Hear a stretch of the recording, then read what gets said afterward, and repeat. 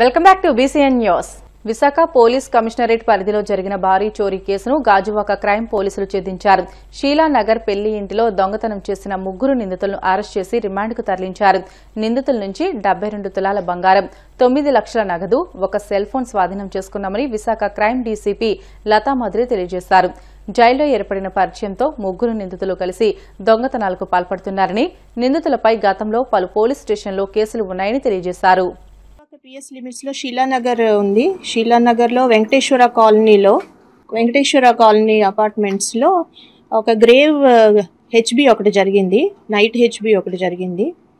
Inmates యాక్చువల్గా అక్కడే ఇంకో ఫ్లోర్లోని నైట్ వేరే ఫ్లోర్లోని పడుకోవడానికి వెళ్ళినప్పుడు ఇల్లు ఖాళీగా ఉన్నప్పుడు ఈ నైట్ హెచ్బి చేయడం జరిగింది. సో అందులో దాదాపు 100 తులాస్ గోల్డ్, 13.5 lakh క్యాష్ పోయిందని మనకు కంప్లైంట్ వచ్చింది. దాన్ని రిజిస్టర్ చేసి ఇమీడియట్గా clues team, south crime team మొత్తం కూడా అక్కడ విజిట్ చేయడం జరిగింది. సీనియర్ ఆఫీసర్స్ అందరూ విజిట్ చేశారు. దీంట్లో 3 అఫెండర్స్ చేసినట్టు మనం గుర్తించాము, డిటెక్ట్ చేశాము. ఆ 3ని కూడా ఇప్పుడు ఈరోజు అరెస్ట్ చేయడం జరిగింది. వాళ్ళని రిమాండ్ కూడా పంపించాము. ఇందులో out of 100 tolas 72 tolas gold and 9.4 lakh cash recover చేయడం జరిగింది. ఆ 3 అఫెండర్స్ డీటెయిల్స్, వీళ్ళు అలవాటు పడిన అఫెండర్స్, హ్యాబిచువల్ అఫెండర్స్. ఇది ఫస్ట్ కేసెస్ అయితే కాదు. A1 Chikkal Nageswararao, A2 Arjun Gyan Prakash, A3 Rambabu. వీళ్ళకి ప్రీవియస్గా కూడా చాలా కేసెస్ ఉన్నాయి. A1 నాగేశ్వరరావు ఎవరైతే ఉన్నారో ఈయన మీద దాదాపు 8 కేసులు ఉన్నాయి వేరియస్ డిస్ట్రిక్ట్స్లో, కాకినాడ అండ్ అనకాపల్లి ఆల్సో. అలాగే A2 కూడా చాలా కేసెస్ ఉన్నాయి. వీళ్ళని 3ని కూడా అరెస్ట్ చేయడం జరిగింది. టోటల్ ప్రాపర్టీ ఇప్పుడు మీకు చూపెడుతున్నాం. ఇదంతా కూడా రికవర్ చేశాము. సో ఇందులో సౌత్ క్రైమ్ డివిజన్ టీం మొత్తం చాలా బాగా పనిచేశారు. మేము ఈ సందర్భంగా పబ్లిక్కి అడ్వైజ్ ఏమిటంటే, ప్రాపర్గా ఇంట్లో లేనప్పుడు సరిగా వాటిని సరైన లాక్స్ అవి యూజ్ చేయడం, స్మార్ట్ లాక్స్ అవి యూజ్ చేయడం, ముఖ్యంగా సీసీ కెమెరాస్ పెట్టించుకోవడం. ప్రతి ఇంటికి కూడా కాలనీస్లోని ఇళ్ళ దగ్గర సీసీ కెమెరాస్ పెట్టించుకొని వాటికి ప్రాపర్ స్టోరేజ్ ఉండేలాగా చూసుకోవాలి. ఎప్పుడైనా పోలీస్కి ఇంటిమేట్ చేయాలి. ఒకవేళ లాంగ్ టైం అబ్సెన్స్, బయటకు ఇంట్లో ఎవరు లేకుండా బయటకు వెళ్ళినప్పుడు మాకు ఇంటిమేట్ చేయడం. LHMS యాప్ అని పోలీసు మాది యాప్ కూడా ఉంది. మాకు ఇన్ఫర్మేషన్ ఇస్తే మేము ఆ యాప్ కూడా ఇన్స్టాలేషన్ చేస్తాము. సో ఇటువంటి జాగ్రత్తలు తీసుకుంటే ఇలాంటి దొంగతనాల్ని బాపట్ల ఆర్టీసీ బస్టాండ్ను APS RTC managing director Dwaraka Tirumala Rao సందర్శించారు. ఆర్టీసీ డిపో గ్యారేజీ, కొత్త బస్టాండ్ను పరిశీలించి బస్టాండ్లో వసతుల కల్పనకు కృషి చేయాలని మేనేజర్ను ఆదేశించారు. స్త్రీశక్తి పథకం కింద మహిళలకు అమలవుతున్న ఉచిత బస్సు ప్రయాణాన్ని కూడా ఆయన పరిశీలించి ఆర్టీసీ సిబ్బందికి పలు సూచనలు చేశారు.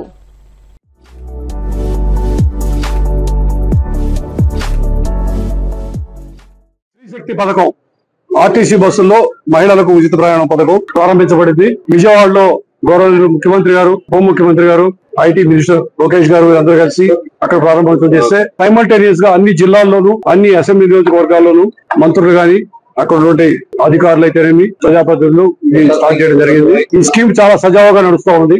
ఈ స్కీమ్ స్టార్ట్ చేయడానికన్నా ముందుగానే మనం పక్క రాష్ట్రంలో ఎలా ఉందో అధ్యయనం చేసి, అక్కడ జరిగినటువంటి చిన్న చిన్న పొరపాట్లు ఉన్నట్టయితే వాటిని సరిదిద్దుకొని ఇంప్రూవ్ చేసుకోవాలని చెప్పి మనం చేయడం జరిగింది. సో ఆ సందర్భంగా మనకి ఇప్పటి వరకు చాలా సజావుగా నడుస్తూ ఉంది. నేను చాలా ప్రాంతాలు పోయి ఎలా నవందరూ చూస్తూ వస్తున్నాను. అలాగే అదే కొంతమంది ప్రయాణికులతో కూడా ముచ్చడం జరిగింది. ఇప్పుడు కొంతమంది మాట్లాడడానికి బాపట్లో మొన్న మధ్య కళ్యాణదుర్గం, రాయదుర్గం, పాత అనంతపురం జిల్లాకి వెళ్ళడం, అక్కడ తీసుకురావడం జరిగింది. అందరూ కూడా చాలా సంతోషంగా ఉన్నారు. ఒక మహిళ ప్రభుత్వ ఆసుపత్రుల్లో ఉచిత మందులు ఇస్తారు, కానీ ఇంత ముందు ప్రయాణించడానికి మాత్రం ఖర్చు అయ్యేది. పక్క ఊరి నుంచి వచ్చి రాయదుర్గం వచ్చి మందులు తీసుకుని వెళ్తున్నాను. ఉచిత ప్రయాణం, ఉచిత మందులు, చాలా సంతోషంగా ఉందని చెప్పడం జరిగింది. మీరు ఇవన్నీ చూసే ఉంటారు. అంబాజీపేట నుంచి విజయవాడకి ఒక్క ఫ్యామిలీ 3 మహిళలు వాళ్ళ పిల్లలిద్దరు కలిసి ప్రయాణం చేసింది కాదు. వాళ్ళు ఒక్క రోజులో ఒక్క ప్రయాణంలో 1160 రూపాయలు ఆదా అయింది. అంటే ఈ మహిళలకి, కుటుంబాలకి, ఒక్కొక్క మహిళకి సుమారుగా 1500 రూపాయల నెలకి ఆదా అవుతుందని చెప్పి అనుకుంటా ఉన్నాం మేము. అది కూడా దాడిపోతుంది. పురుషులు మహిళల ప్రయాణికుల నిష్పత్తి ఇంతకుముందు 60 మంది పురుషులు ఉండే, 40 మంది మహిళలు ఉండేవాళ్ళు.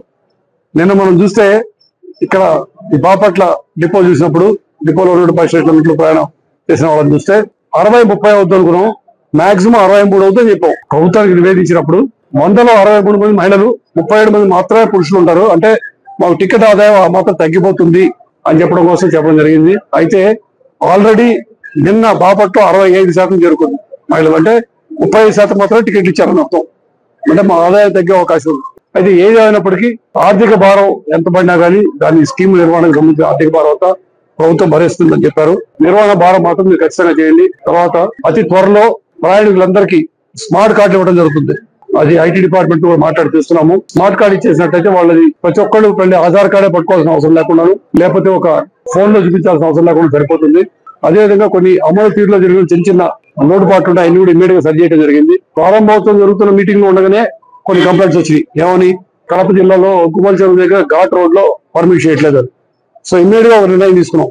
5 products, Palle Velugu, ultra Palle Velugu, express, city ordinary, city express, metro express, ఈ 5 ప్రోడక్ట్లు మనం అలాగూ ఫ్రీ పెట్టాం. కాబట్టి ఈ 5 ప్రోడక్ట్లకు సంబంధించి ఎక్కడైనా సరే ఎక్సెప్ట్ తిరుపతి తిరుమల ఘాట్ తప్పించి అన్ని చోట్ల కూడా అది ఘాట్ స్పెషల్ కావచ్చు లేదా టెంపుల్ స్పెషల్ కావచ్చు, ఎక్కడైనా సరే ఈ 5 ప్రోడక్ట్స్ కి ఓవర్లోడింగ్ లేసేపు అలౌ చేద్దామని. అంటే ఘాట్ సెక్షన్ లో ఓవర్లోడింగ్ ఉంటే ప్రమాదం పెరిగే అవకాశం ఉంది. కాబట్టి ఘాట్ సెక్షన్ లో ఎక్కడైతే కొండ ప్రాంతం ఉందో అక్కడ మాత్రం ఖచ్చితంగా అవినీతిపై తమ ప్రభుత్వం మరింత కఠినంగా వ్యవహరించబోతుందని ప్రధాని మోదీ స్పష్టం చేశారు. తీవ్రమైన అవినీతి ఆరోపణలతో అరెస్టైన ప్రధానమంత్రి, ముఖ్యమంత్రులు, మంత్రులు 30 రోజుల్లోగా బెయిల్ పొందలేకపోతే 31వ రోజున తమ పదవులకు రాజీనామా చేయాల్సిందేనని ఆయన అన్నారు. ఇందుకు సంబంధించిన 3 కొత్త బిల్లులను ఆయన గట్టిగా సమర్థించారు. బీహార్లోని గయల్లో జరిగిన ఓ బహిరంగ సభలో ప్రధాని మోదీ ఈ కీలక వ్యాఖ్యలు చేశారు. ఈ కొత్త చట్టాలను చూసి ప్రతిపక్షాలు ఎందుకు భయపడుతున్నాయో ప్రజలందరికీ తెలుసని మోదీ చురకలంటించారు. ఎన్డీఏ ప్రభుత్వం తీసుకువచ్చిన ఈ అవినీతి నిరోధక బిల్లుల పరిధిలోకి దేశ ప్రధాని కూడా వస్తారని ఆయన గుర్తు చేశారు.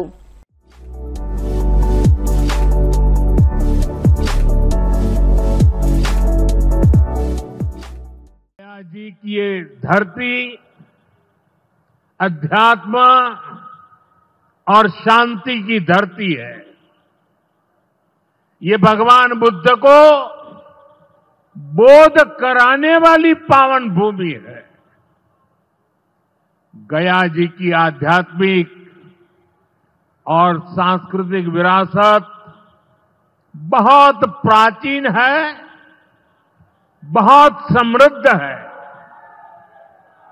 यहां के लोगों की इच्छा थी कि इस नगरी को गया नहीं, गया जी कहा जाए।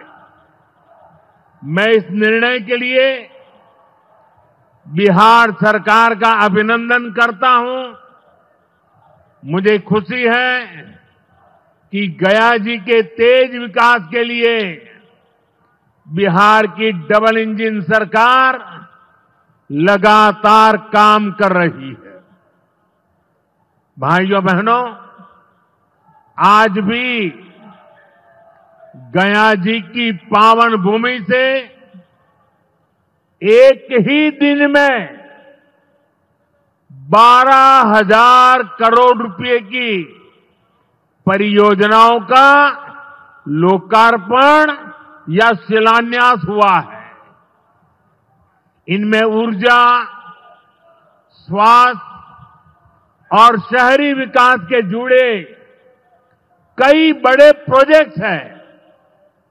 इनसे बिहार के उद्योगों को ताकत मिलेगी और युवाओं के लिए रोजगार के नए अवसर भी बनेंगे। मैं इन परियोजनाओं के लिए बिहार के लोगों को बधाई देता हूं।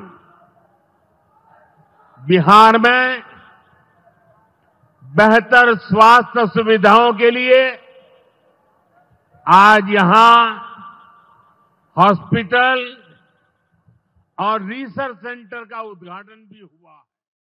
వార్తలు ముగించే ముందు ముఖ్య అంశాలు మరొకసారి. ఢిల్లీలో ఎన్డీఏ ఉపరాష్ట్రపతి అభ్యర్థి సిపి రాధాకృష్ణన్తో సీఎం చంద్రబాబు భేటీ. రాధాకృష్ణన్కు టీడీపీ పూర్తి మద్దతు ఇస్తుందని ప్రకటన. ఆలయాల ప్రతిష్ఠ దెబ్బతీస్తూ జగన్ సైకో ఆనందం పొందుతున్నారన్న దేవాదాయ శాఖ మంత్రి ఆనం. ప్రజలు 11 సీట్లకు పరిమితం చేసినా బుద్ధి రాలేదని వ్యాఖ్య. రాష్ట్రంలో అవినీతి మాఫియా విచ్చలవిడిగా రాజ్యమేలుతుందన్న మాజీ మంత్రి కాకాని. రైతు సంక్షేమాన్ని చంద్రబాబు పూర్తిగా గాలికి వదిలేస్తారని ఆగ్రహం. అవినీతిపై కొత్తగా తెచ్చిన 3 బిల్లులను సమర్థించిన ప్రధాని మోదీ. కాంగ్రెస్ ఆర్జేడీల అవినీతిపై బీహార్ సభలో తీవ్ర స్థాయిలో ధ్వజం. ఇవి ఇప్పటి వరకున్న బులెటిన్లోని అప్డేట్స్. మరిన్ని వార్తల కోసం BCN digital YouTube channel, Facebook పేజీని ఫాలో అవ్వండి. అప్డేట్ వార్తల కోసం ప్లీజ్ డూ సబ్స్క్రైబ్.